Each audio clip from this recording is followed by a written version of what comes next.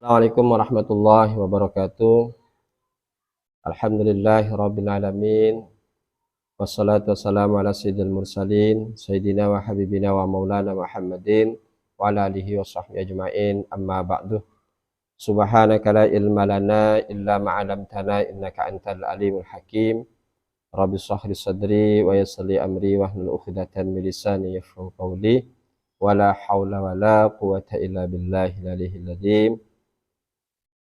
Jamaah channel Al-Mu'awwanain rahmatullah subhanahu wa ta'ala.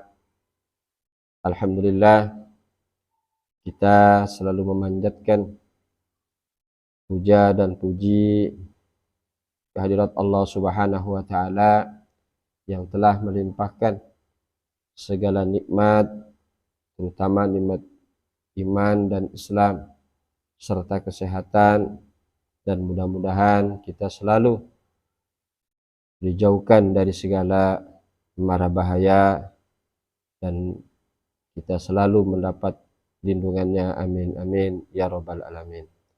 Selawat teriring salam tak lupa pula kita haturkan terhadap junjungan alam Nabi besar kita Muhammad sallallahu alaihi wasallam. Moga-moga kita kelak nanti di yaumil qiyamah memperoleh daripada syafaah dari beliau, amin amin ya rabbal alamin. Jamaah yang dirahmati Allah subhanahu wa ta'ala, kita melanjutkan kembali kajian daripada kitab Tanqihul Qaul, di mana menerangkan tentang fadilah-fadilah motivasi untuk berbuat kita amal kebaikan. Dan dalam sesi saat ini kita sampai ke bab ke-20 fi fadilatil istighfar, tentang keutamaan membaca daripada istighfar. Karena baginda Nabi besar kita Muhammad sallallahu alaihi wasallam, bi kulli da'in dawa'un wa dawa'uz dzunubi al istighfar.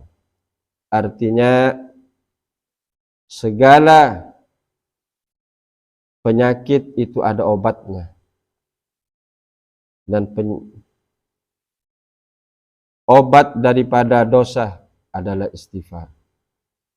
Dan ini kita bisa artikan juga dengan pengertian yang lain, bahwa segala sesuatu penyakit yang diturunkan oleh Allah subhanahu wa ta'ala, likulli da'in dawa'un, segala bentuk penyakit pasti Allah juga menurunkan daripada obatnya. Maka berobatlah dengan yang halal, jangan berobat dengan cara yang diharamkan oleh agama. Karena di akhir-akhir ini bagaimana banyak orang dia menyandarkan sesuatu selalu sedikit-sedikit digolongkan terhadap mudarat, bahayanya yang lebih besar, sehingga dia sampai menghalalkan barang yang haram. Padahal ketika Allah juga menurunkan daripada penyakit itu, maka Allah juga menurunkan obatnya. Maka berobatlah dengan cara yang halal, jangan berobat dengan cara yang tidak dibenarkan oleh agama. Lalu dalam hadis ini sendiri, karena likulli da'in dawa'un, bahwa segala penyakit itu ada obatnya. Wa dawa'uz dzunub al-istighfar, dan obat daripada dosa adalah istighfar. Karena tidak ada dosa besar ketika ia selalu menggempurnya dengan istighfar, dan ia selalu menyesali tentang apa yang bagaimana seseorang itu telah berbuat kesalahan, dan ia berniat tidak akan mengulangi kembali. Karena at-taibu kamalan dzanbalah, seseorang yang bertobat itu seperti orang yang tidak punya dosa.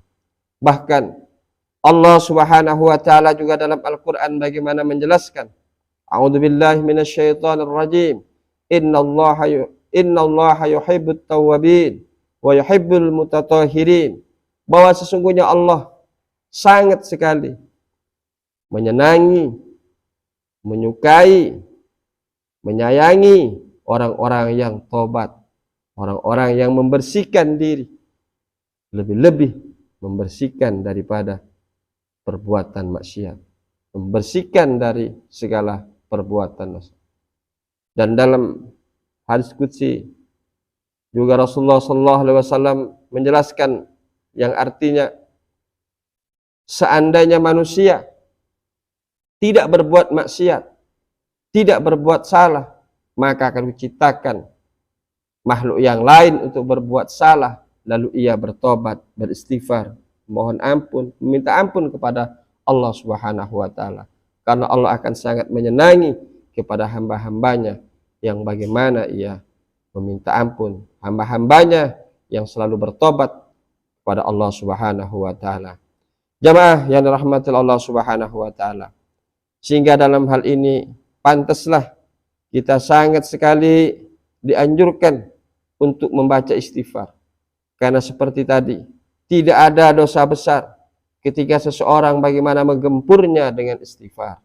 Tetapi sebaliknya, tidak ada juga dosa kecil kalau seseorang tersebut selalu menumpuk-numpuk, maka akan menjadi membukit dan menjadi besar. Oleh karena itu, kita akan kesadaran bagaimana sebagai manusia biasa yang tentunya tidak akan lepas daripada kesalahan, daripada dosa.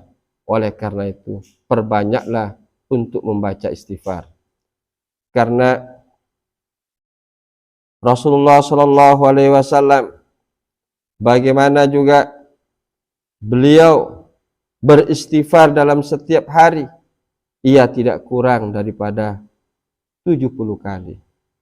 Beliau padahal tidak pernah berbuat satu kesalahan. Beliau manusia yang dimaksum, yang dijaga daripada maksiat.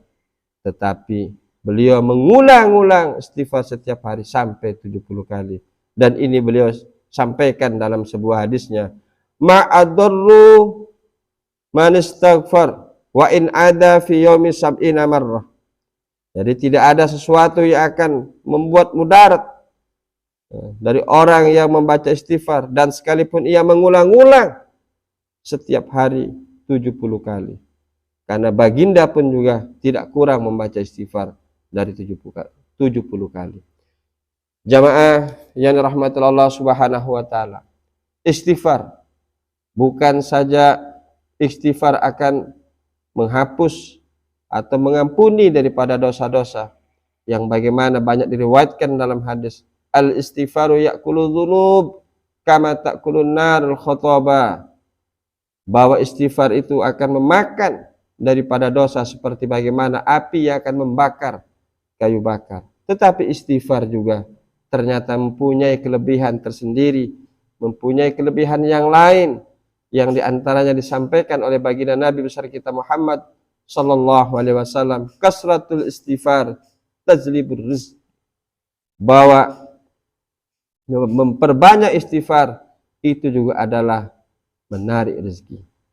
Artinya ketika orang memperbanyak istighfar, bukan saja dosa-dosanya yang diampuni oleh Allah Subhanahu wa taala, tapi ia tidak sadari bagi orang yang membaca istighfar bahwa itu juga akan mempermudah daripada rezeki. Jamaah yang dirahmati Allah Subhanahu wa taala. Bahkan dalam hadis yang lain, baginda pun juga sampaikan, aksiru minal istighfar, faman aksara minhu ja'alallahu lahu min kulli hammin wa hammin farjan wa rizquhu min haitsu la yahtasib. Artinya, barang siapa yang memperbanyak istighfar, maka Allah akan jadikan baginya dari setiap kesulitan, kesusahannya, kebingungannya, farjan, Allah selalu memberikan daripada jalan keluar.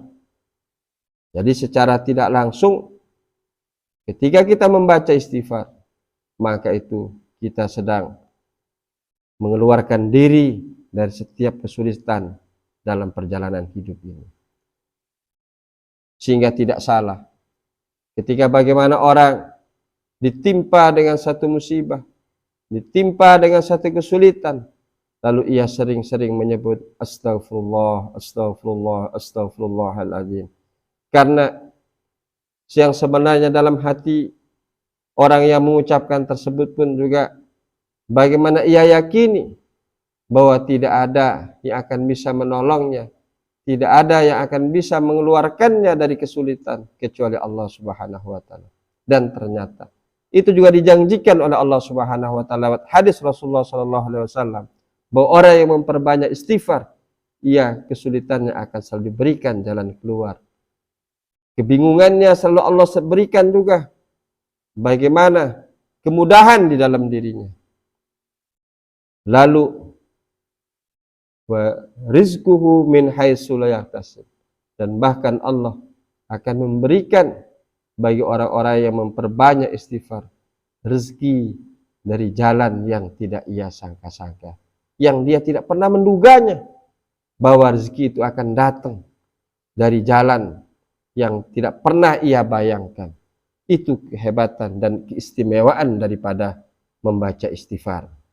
Ternyata istighfar juga mengundang rezeki, dan bahkan rezeki yang pada awalnya, pada sebelumnya tidak ia bayangkan. Oleh karena itu, baca istighfar bukan kita akan membacanya setelah kita berbuat satu kesalahan. Tetapi walaupun kita juga tidak pernah berbuat satu kesalahan di hari itu, di saat itu, maka perbanyaklah istighfar itu. Karena di dalam istighfar mempunyai kelebihan-kelebihan yang lain. Bukan saja keterangan seperti hadis di awal, bahwa istighfar akan menjadi obat dari segala perbuatan dosa, tetapi istighfar juga adalah membuat bagaimana kemudahan dalam hidup ini. Karena pada hakikatnya, atau yang sebenarnya, yang menjadi beban seseorang itu, baik hidup di dunia ini maupun kelak nanti hidup di akhirat, adalah tidak lain adalah perbuatan dosa. Dosalah yang akan menjadi beban dari dunia sampai akhirat. Nah, ketika seseorang bagaimana ia rajin membaca istighfar, banyak-banyak selalu meminta ampun kepada Allah Subhanahu wa taala, maka dengan sendirinya dosanya akan berguguran. Berarti ia hakikatnya sedang mengurangi daripada beban dalam perjalanan itu sendiri, baik perjalanan hidup di dunia maupun juga perjalanan hidup kelak nanti di akhirat. Oleh karena itu, mudah-mudahan kita selalu mendapat lindungan dari Allah Subhanahu wa taala dari segala bentuk kemaksiatan, dan kita digolongkan juga oleh Allah Subhanahu wa taala orang-orang yang gemar daripada membaca istighfar, dan mudah-mudahan dosa-dosa kita selalu diampuni oleh Allah Subhanahu wa taala. Jamaah yang dirahmati Allah Subhanahu wa taala, mungkin ini saja dalam session saat ini yang bisa saya sampaikan. Mohon maaf apabila terdapat kekeliruan, kesalahan dalam penyampaian. Kurang lebih akhirul kalam. Wabillahi taufik wal hidayah. Wassalamualaikum warahmatullahi wabarakatuh.